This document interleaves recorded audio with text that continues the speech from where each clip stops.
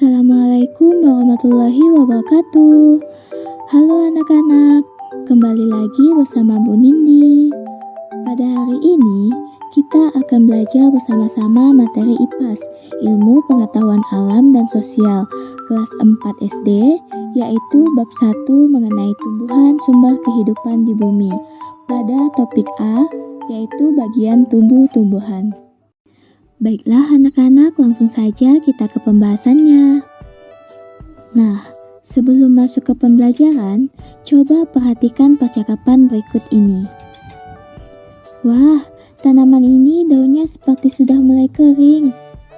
Ian, kalau mau memberi air pada tanaman kita, perlu memberinya melalui tanah. Kamu tahu alasannya, Mila? Karena di dalam tanah ada akar, itu fungsinya akar. Nah, begitulah perbincangan mereka tentang tumbuhan. Seperti manusia yang mempunyai tangan dan kaki, tumbuhan juga memiliki anggota tubuhnya. Setiap anggota tubuh memiliki fungsinya masing-masing yang bertujuan untuk memenuhi kebutuhan tumbuhan untuk bertahan hidup. Seperti akar yang berfungsi untuk menyerap air dari tanah. Lalu, apa saja bagian tubuh tumbuhan dan apa fungsinya masing-masing? Bagian tubuh tumbuhan dan fungsinya. Sama seperti anggota tubuh kita, bagian tubuh tumbuhan juga memiliki peran dan fungsinya masing-masing. Adapun bagian dari tubuh tumbuhan adalah sebagai berikut. Yang pertama yaitu ada akar, kemudian ada batang, ada daun, bunga, serta buah. Untuk akar, berfungsi menyerap air dan nutrisi dari dalam tanah, juga untuk menopang tumbuhan. Batang berfungsi menghantarkan air, nutrisi, dan makanan ke seluruh bagian tumbuhan. Daun, fungsinya adalah tempat tumbuhan membuat makanan. Makanan ini dibutuhkan agar tanaman bisa tumbuh. Bunga berfungsi sebagai tempat perkembangbiakan tumbuhan. Bunga yang sudah berkembang biak akan menjadi biji. Biji inilah yang nanti bisa ditanam kembali. Buah berfungsi sebagai tempat menyimpan cadangan makanan dan melindungi biji di dalamnya. Selanjutnya, mari kita mengenal akar lebih jauh. Akar adalah bagian yang penting bagi tumbuhan. Jika akar dipotong, maka tumbuhan tidak bisa mengambil nutrisi dari dalam tanah dan akan mati. Ada dua jenis akar pada tumbuhan, yaitu akar serabut dan akar tunggang. Nah, ini adalah gambar dari akar tunggang. Di akar tunggang ini memiliki akar utama dan akar cabang. Sedangkan pada akar serabut tidak memiliki akar utama, tetapi hanya memiliki akar cabang. Sekarang kita membahas tentang ciri-ciri akar tunggang dan akar serabut. Yang pertama, kita membahas akar tunggang, di mana akar tunggang ini memiliki akar utama dari pangkal batang.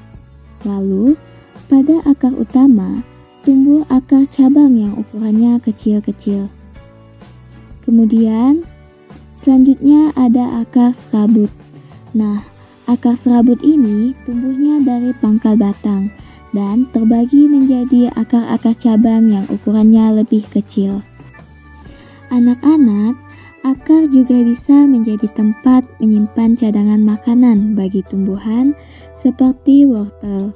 Tanaman wortel memiliki jenis akar tunggang. Tanaman ini menyimpan cadangan makanannya di dalam akar.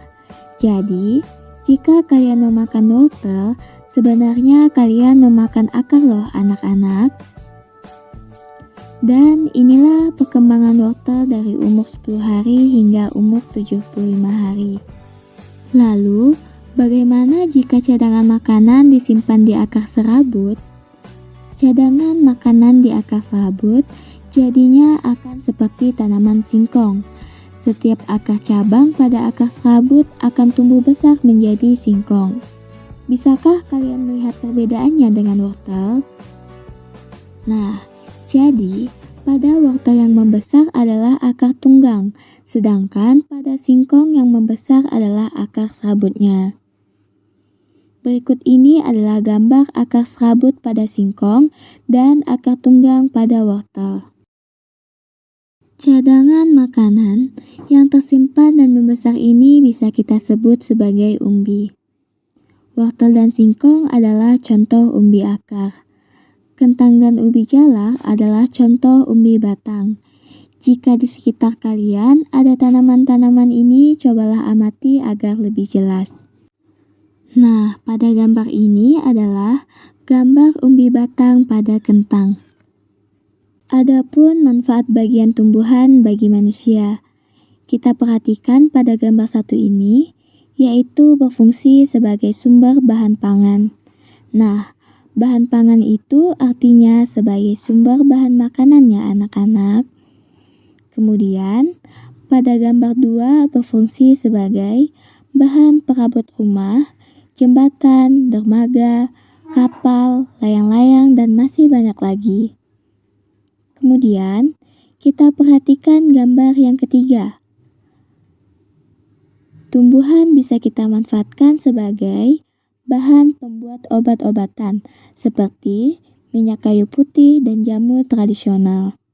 Nah, jadi itu adalah manfaat bagian tumbuh-tumbuhan bagi manusia. Bisa dibayangkan ya anak-anak, apabila tidak ada tumbuhan di bumi ini, apa yang terjadi? Nah, kita tidak bisa hidup tanpa tumbuhan ya anak-anak, karena kita tahu apa manfaat tumbuh-tumbuhan sangat banyak. Sehingga kita tidak bisa hidup tanpa tumbuhan. Anak-anak, dari pembahasan di video ini, akhirnya kamu jadi tahu bahwa yang pertama, tumbuhan mempunyai bagian tubuh yang berfungsi untuk membantu pertumbuhan, melindungi diri, dan berkembang biak. Yang kedua, umumnya hampir semua tumbuhan memiliki akar, batang, dan daun. Akar memiliki fungsi untuk menyerap air dari dalam tanah dan menahan tumbuhan tertanam kuat di tanah. Kemudian batang berfungsi untuk menyalurkan air dan makanan ke seluruh bagian tubuh tumbuhan. Batang juga membuat tumbuhan dapat berdiri kokoh. Dan daun fungsinya adalah sebagai tempat menghasilkan makanan.